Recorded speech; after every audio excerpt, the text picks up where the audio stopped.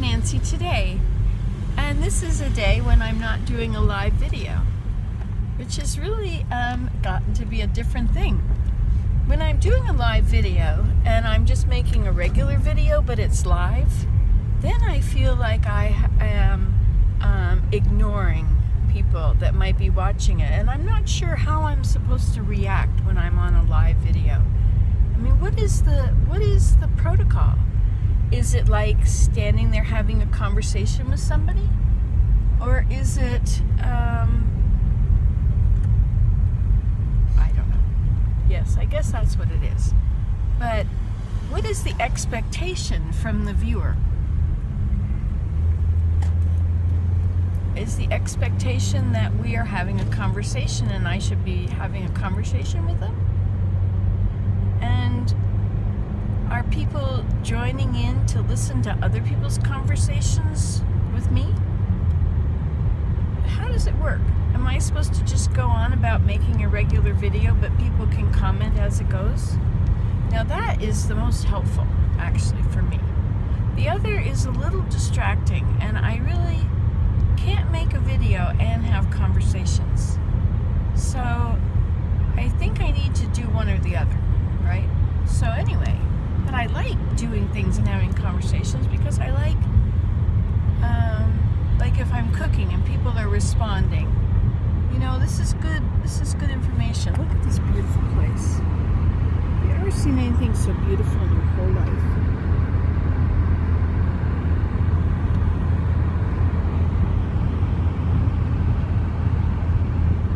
I just love marshes. I don't know why, but oh, that truck was close.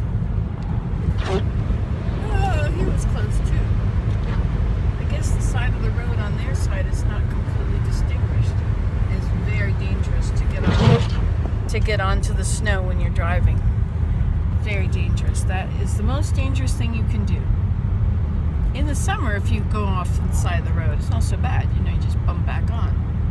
But in the winter, if the reason I know this is because I've watched those like 10 hours of Russian accidents, because I think they have, by law, have to have a camera in the front of the car. It's recording everything. And so accidents then are easy to tell. Look at how beautiful this is. You know, I was looking at this lake the other day. Do you see how bumpy the surface is? I don't know if you can see that or not. Let me see if we can get a little closer. Whatever. But, you know, I think what happens is the wind, you know, you'd think it would just go right across the lake, but actually the wind that touches the ground trips, right? Something is touching the ground. It's not always going perfectly level. So when it trips, it swirls. And if it's full of snow, the snow swirls.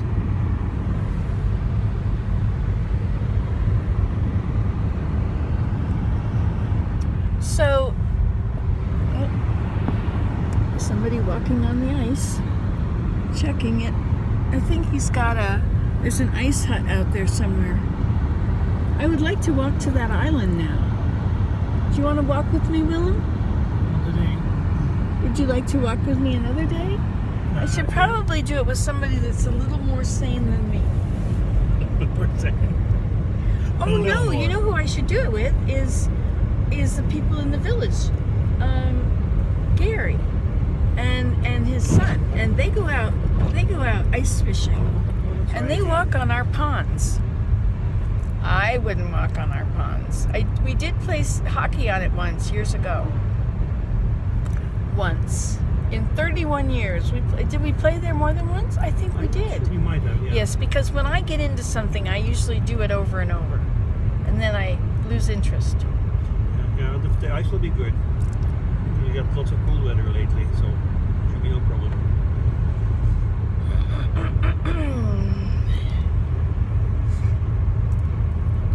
You know, if nobody's there listening, then I feel free to just let my mind wander and talk about whatever I feel like. It's hard for people to follow that, though. Sometimes it's really it can be really annoying to some people that I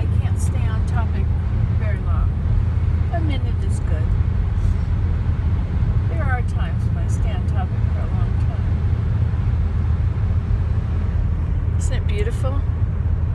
I love winter. I love snow. I even love driving in it. Of course, if it's snow and the roads have snow on them, I do not, by definition, go out and get into a car and drive. Unless I have to go to yoga. Then I will do it. That's it. Everything else can wait. Everything.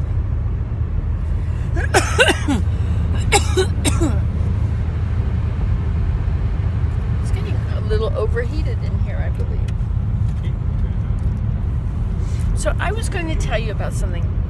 Well, I wasn't going to, but I am going to now because I thought of it. Oh, isn't that interesting about the lake? How the wind creates those swirly designs on the ground. And it's the same everywhere. On a hill or a field, you'd think it would be perfectly flat and smooth.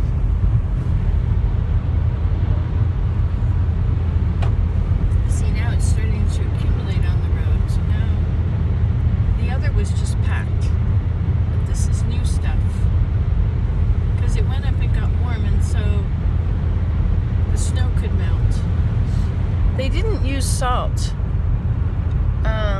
for a while. For a few days there, nobody used salt because it was too cold for the salt, and so why waste the salt? So they just used sand, and they plowed, put sand down. And that was very interesting. I enjoyed driving on those roads when they were clean, right? When they were just well-packed snow. It's like a layer. It's not like ice, but it's very, very dense snow. And on the way home, I went this way, and I took the back road. I took a road that cuts across a huge corner. And it was, of course, nobody travels it much, but it was snow-packed. So I guess enough people travel it. Slow down. Winter operations in progress. Well, that means snow plowing, or it could be big machinery removing snow from the snowbanks or something, but it's an all-purpose word, don't you think?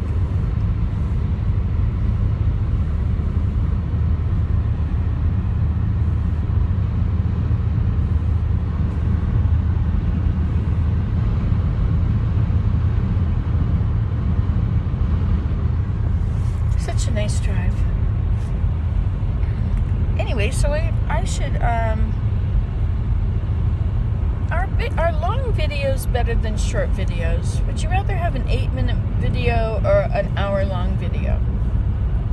I think that 8-minute videos are plenty, because when I go to watch a video, I don't want to watch a video that's an hour long. I want to know what it is right away and be done.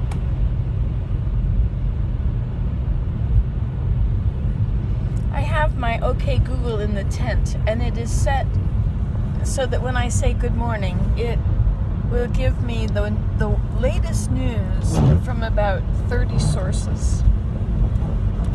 And so I can just leave it on.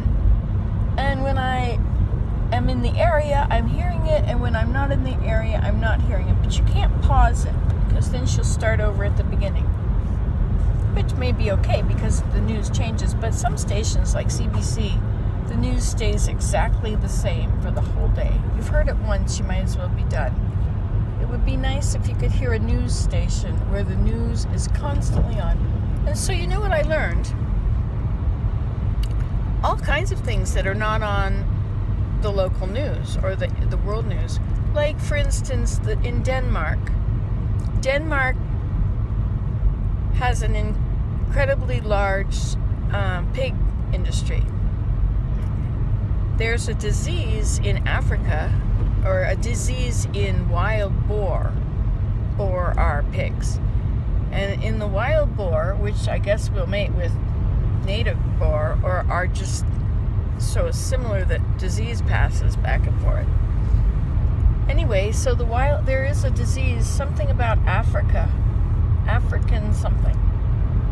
And so they're building a wall 8-foot high wall that the deer can cross, and they're putting doors through it for foxes and other small animals. It'll definitely change the way it goes, though, unless they put the if they can locate the doors on the tracks, like if they can do it in the winter and see where the tracks are. Hey, look, sunshine.